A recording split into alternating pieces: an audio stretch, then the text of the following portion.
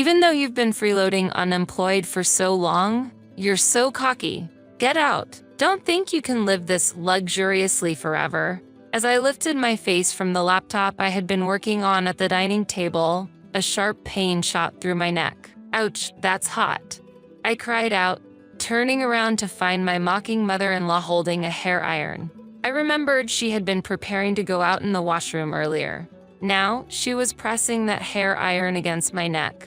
So even a parasite like you feels heat. I was just testing how thick-skinned you are. You're completely useless, yet you live such a luxurious life. But I do work hard. Why are you treating me so terribly? You call that working? Staying at home and being lazy is not a job. It's about time you stop leeching off us. However, the real parasites were my husband and mother-in-law.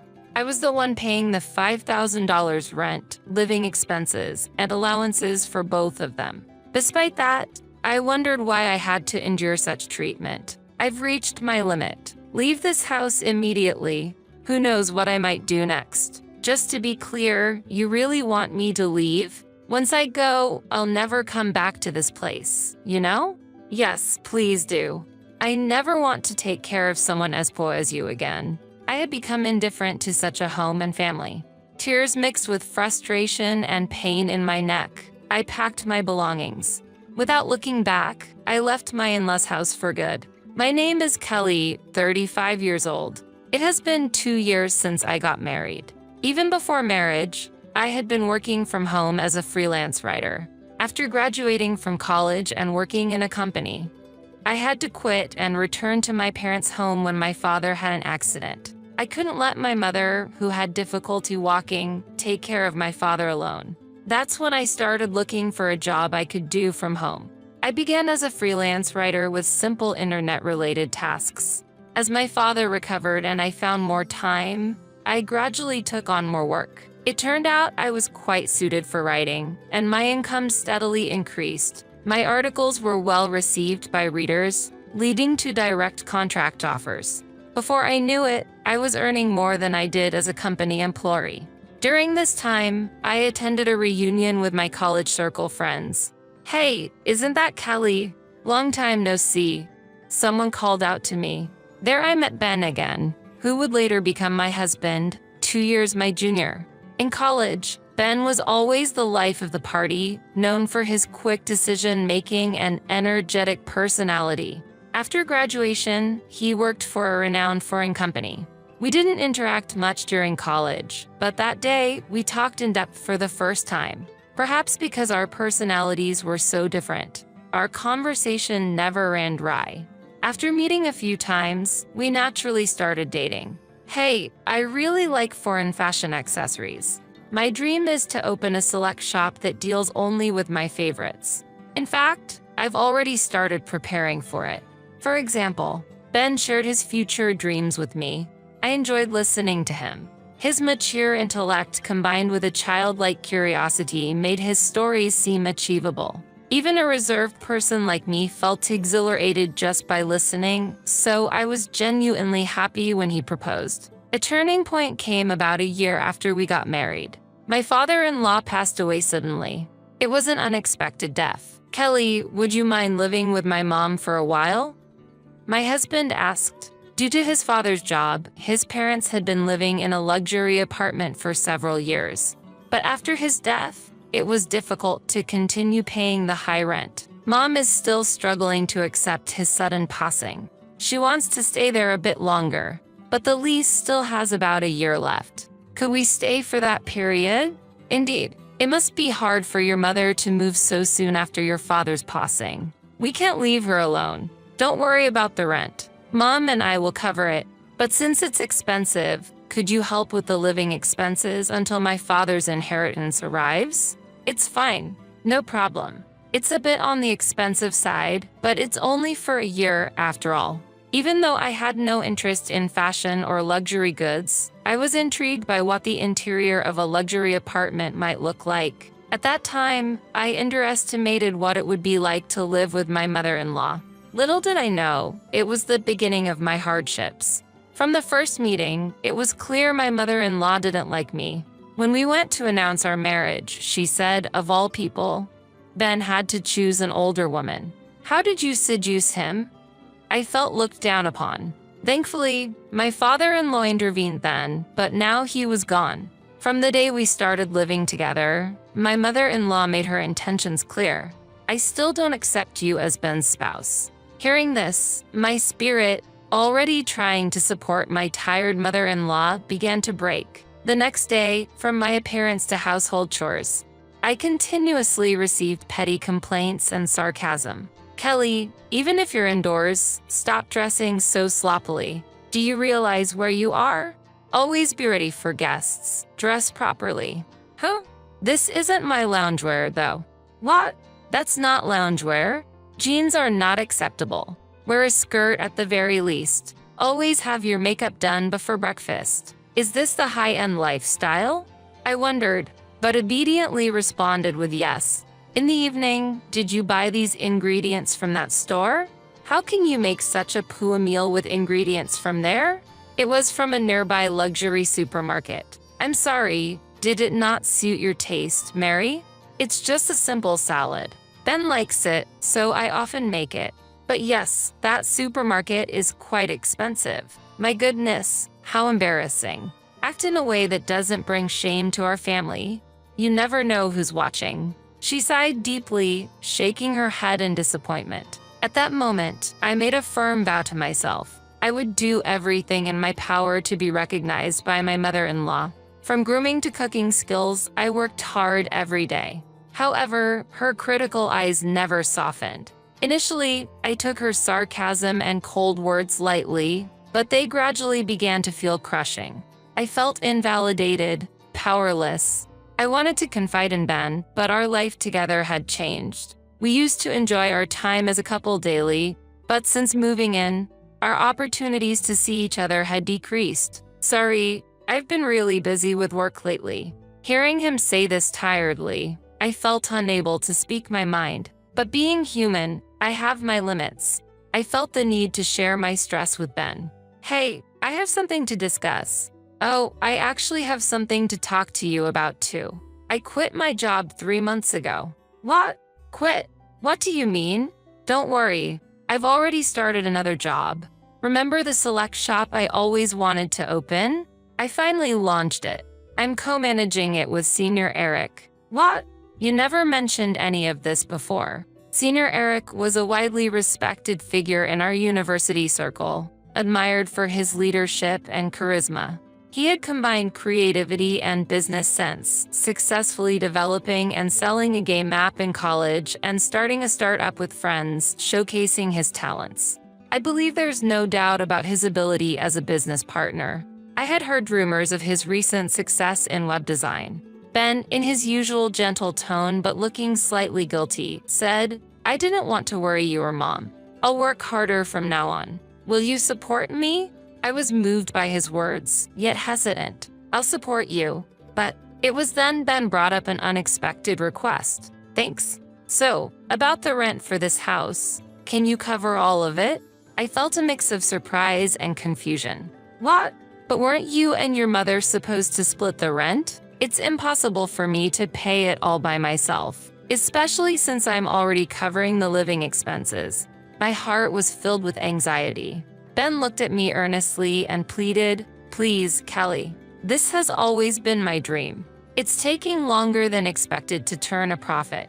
That's why I want to invest more in advertising. I'll definitely get this business on track before we leave here. I need your help to do that. Moved by his passion and earnestness, I couldn't refuse. I could afford the rent with my income, and fortunately, we had some savings. More importantly, I had never forgotten the day I chose to marry him, sharing and empathizing with his dreams and passion. If you say so, I understand, but only until the lease on this rental ends. Also, I want to know more about the store you're running. Of course, thank you, Kelly, Ben said and showed me the website of his select shop. I was impressed by its charm. Is there anything I can help with? I offered, but Ben firmly declined. I want you to focus on your work. And please, don't tell my mother about this. I don't want to worry her unnecessarily.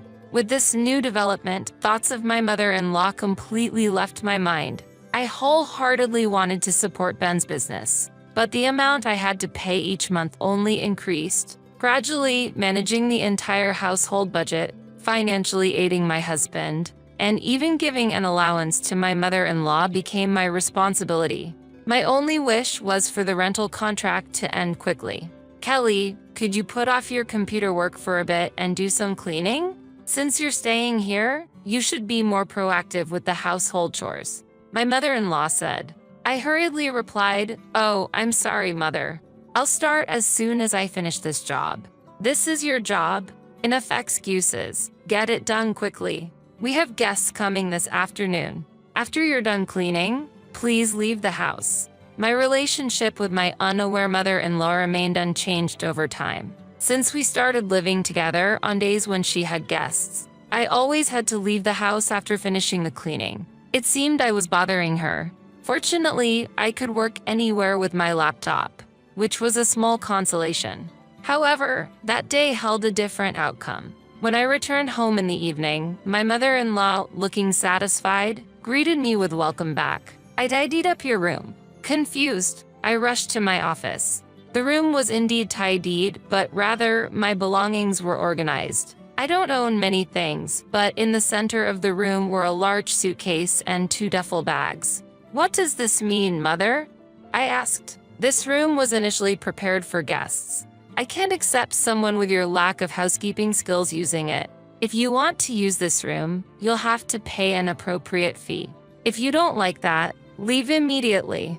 Don't expect to live luxuriously here for free," she declared. I swallowed my words. Why must I endure such treatment? As I silently bowed my head, my mother-in-law said with satisfaction, "I'll say it again. I don't accept you as Ben's wife." With that, she huffed and returned to the living room. Tears welled up in my eyes from frustration. I tried to contact Ben, but he didn't answer his phone. After I messaged him about the incident, he replied, "Please bear with it a little longer." Unable to contain my anger, I poured out everything to Ben when he returned late at night. "Just hold on a little longer. I'm stressed with work too. Don't worry about my mother, it's just a bit more endurance," he said. "I'm paying the full rent, and now she wants me to pay for my room too. I can't tolerate her unreasonable demands any longer," I protested. After hearing this, Ben hurriedly tried to calm me. "I'm really sorry. I'll talk to her. Once we leave here, you won't have to see her again. Please, just bear with it for a little while longer," he pleaded. "Soon, and then I'll never have to see her again." Ben's words slightly eased my anger. The next day, Ben seemed to be talking to his mother before he left. We had breakfast together, but there were no usual sarcastic remarks from my mother-in-law. Since my room was tidied up, I decided to continue working at the dining table. "Are you leaving today?" At my mother-in-law's words, I looked up from my computer. Instantly, I felt a sharp pain in my neck. "Ouch, that's hot," I screamed, turning around to see my mother-in-law standing there with a smirk, holding a hair iron. "What are you doing?"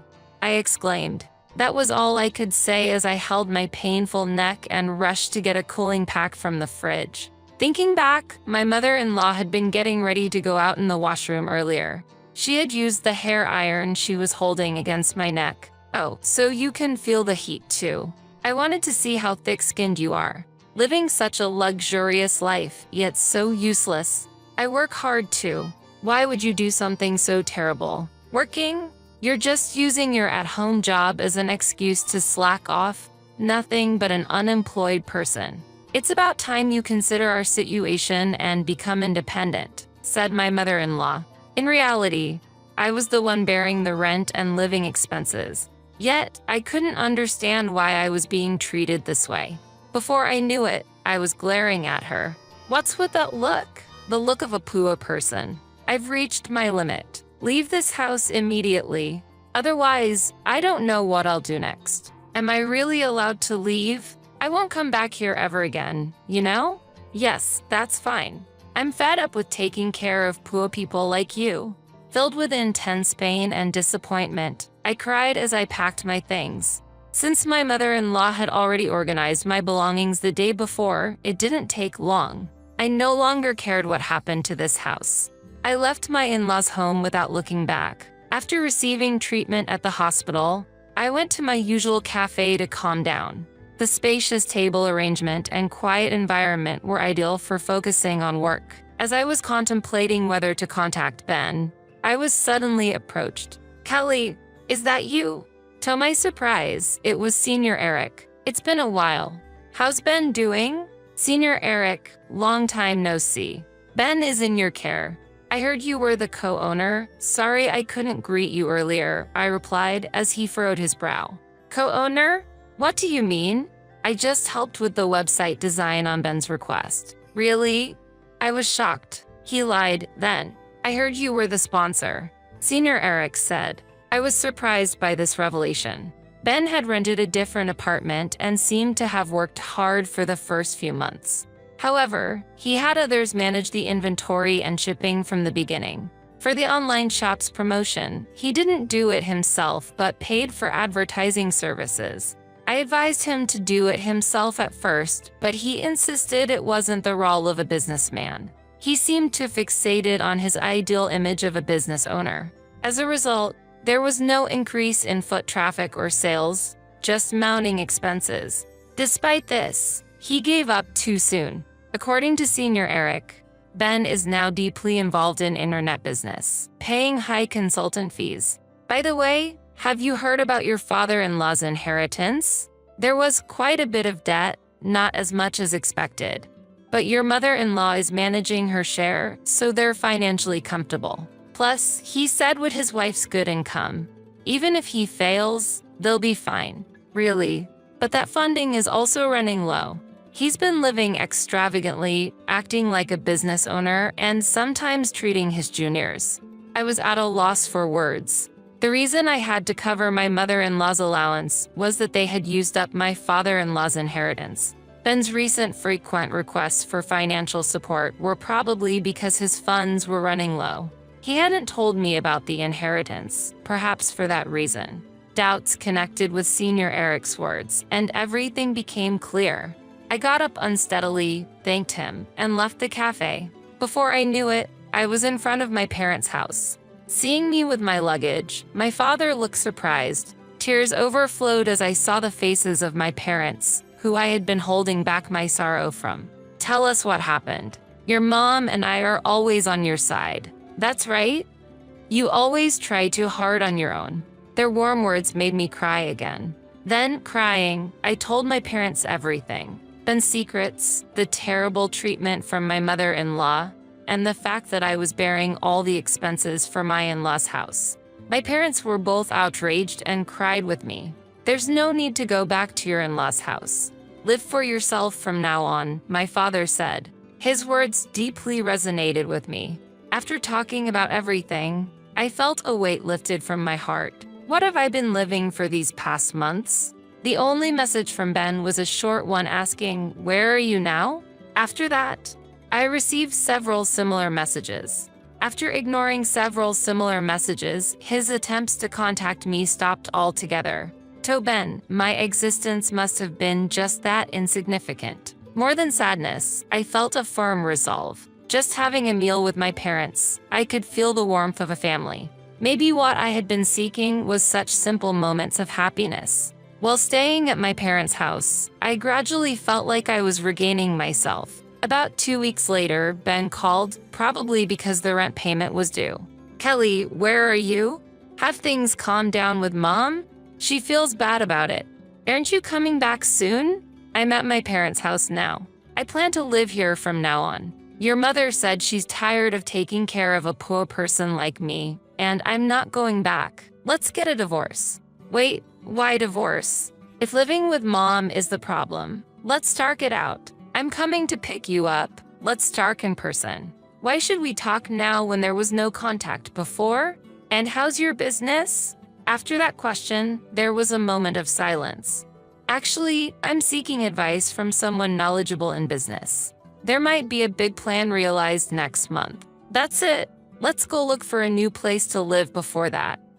Ben said, "Don't change the subject. You haven't told me anything important. That's why I don't want to talk anymore. I'll write the divorce papers and send them to you, I said and hung up the phone. However, that night, Ben suddenly appeared at my parents' house. I talked to him through the gap in the door with the chain on. Kelly, please don't be mad, let's go back. Mom feels bad about it. Come on, stop sulking. Sulking? I was kicked out of the house by your mother. Don't take it seriously. Not take it seriously. Did you know why I left the house? Your mother pressed a hot hair iron against my neck and burned me. I don't know what else might happen, and there's no way I can go back. I brushed back my hair to show him the burn mark on my neck. Did Mom really do that? I'm sorry, I didn't know. Why didn't you tell me? Mom told me it was just a simple fight. I'm really sorry. Are you okay? A simple fight? His flippant words made my anger boil over. I had planned to decide on a divorce without facing him, but my indignation overflowed. I felt the same anger towards both my husband and mother-in-law. I thought of blaming them thoroughly. The outrage in my heart seemed to burn. Anyway, I'm not coming back. You should go home too. I'll contact you again tomorrow. Really? Will you actually contact me? I can't accept a divorce without even discussing it. If you don't contact me, I'll come back tomorrow. Ben said this and left. I prepared and arranged to meet with Ben and my mother-in-law 3 days later in the afternoon. The place for the discussion was a cafe restaurant on the 30th floor of a luxury hotel. On the day, I dressed in a high-end brand dress, revealing my neck and styling my hair up. My mother-in-law looked displeased at the sight of me. Thank you for gathering today. I have reserved afternoon tea, so please enjoy it. I smiled at my mother-in-law and Ben. Ben seemed a bit relieved at my calm demeanor. Soon, tea and small appetizers were served at our table. Before we started eating, my mother-in-law began to speak to me. Kelly, I'm truly sorry about last time. I was wrong. Ben scolded me harshly. You'll forgive me, won't you? I didn't respond immediately and quietly continued eating my appetizer. Then, I turned my neck to show the burn scar. I can forgive you. Not until this scar fades. Also, are you aware that Ben quit his job? Ben shook in surprise. My mother-in-law looked at him in astonishment. What? What do you mean he quit? He's been saying he's busy every day. He's busy, right? Now he's an honorable businessman. Wait a minute. Ben panicked. What do you mean, businessman? Did you start your own business? Ben, explain yourself, as my mother-in-law interrogated him. I smiled contentedly while watching Ben struggle to make excuses. At that moment, the tea stand was brought to our table. I enjoyed the delicious-looking sweets while watching Ben and my mother-in-law argue. The view from the luxury apartment was great, but the view from this 30th floor cafe was also special. By the way, Ben, what have you been engrossed in lately? I heard from Senior Eric that you quit the select shop. Is that true? What? How did you? Ben lost color in his face, looking surprised and scared. Meanwhile, my mother-in-law tightly gripped his arm, confused and repeatedly asking, what happened? Why would you do that? I know everything. Ultimately, you were more obsessed with being a successful person than a businessman, right? Despite having no business sense, you just impulsively went ahead and ended up spending all the inheritance your father left, didn't you? Wait, Ben, what does she mean by that? You used up all the inheritance? Could it be? My mother-in-law's voice was full of suspicion and anger. Yes, exactly. Ben has used up all your inheritance as well, right? So our household finances are completely depleted because of Ben. Hey, stop. Don't talk anymore. Mom, don't worry. I'll find a solution. Ben was frantically trying to control the situation. My Ben I believed in betrayed me so much. My mother-in-law's voice was filled with despair, and she leaned back on the sofa in shock. Her expression was clouded with despair, and she seemed unable to say anything more. I continued speaking calmly while pretending to be unaware. Mary, actually, I have been covering all the expenses for the house. Even the allowance you thought Ben was giving you came from my wallet. In addition to that, I've been paying for Ben's expenses while he's been gallivanting around as a businessman. No way. How could that be? Don't worry, Mom. With Kelly's income, we'll manage. Ben's true intentions were revealed. Don't joke. I heard you're getting into another business. We're already at the bottom, spending money and just playing around. Stop it now. My words were a bit harsh, but in that situation, it couldn't be helped. The cafe fell silent, filled with a heavy atmosphere. I finished the tea left in my cup in one gulp and declared, I can no longer take care of you two who are now penniless. You will need to take care of next week's rent payment. And regarding the divorce, let's proceed firmly through a lawyer. As I stood up, I took out the divorce papers from my bag and placed them on the table. Ben pleaded tearfully, I don't want a divorce. Please, don't do this. But my mind was already made up. My mother-in-law's face was trembling with paleness. Kelly, wait, I'm truly sorry. I had no idea. Without you, we can't survive. Kelly, help us. We're family. The word family coming out at this moment was unexpected, but it was too late. You said before that you didn't accept me as family, didn't you? Mary, as compensation for the burn, I would like you to start with this payment. I hope you still have this men's allowance. Saying that, I left the two of them in the hotel. Ben remained silent, ultimately saying nothing. Looking up at the high-rise floors from the ground, I hope they felt the sensation of being cast down from heaven to earth, marking the end of my revenge. Afterward, we got divorced. Ben resisted at first, but when I threatened to report my mother-in-law to the police, he quickly agreed. I thought I couldn't forgive my mother-in-law, but her disappearance from my sight would erase her from my memory. As long as they stay out of my life, that's enough. For that reason, I demanded a substantial amount from Ben for emotional distress. Later, they apparently moved to a cramped apartment. However, the relationship between my wasteful ex-husband and betrayed mother-in-law seems strained. Aiming for independence, my once arrogant mother-in-law is now reportedly doing part-time cleaning work. I couldn't help but laugh at the thought of that scene. Currently, Ben is struggling with debt and working multiple part-time jobs at night. It seems that working as an employee was more suited to his true nature. The active personality of Ben that I once found attractive was, from another angle, just impulsive and shallow foolishness. Living in the luxury apartment and the inheritance from my father-in-law must have revealed his flaws more clearly. I continued to work actively from my parents' home. I met with Senior Eric later and conveyed to him the details and my gratitude. He appreciated my writing skills, and now I am receiving work from him. For the time being, I plan to focus on living for myself with my parents.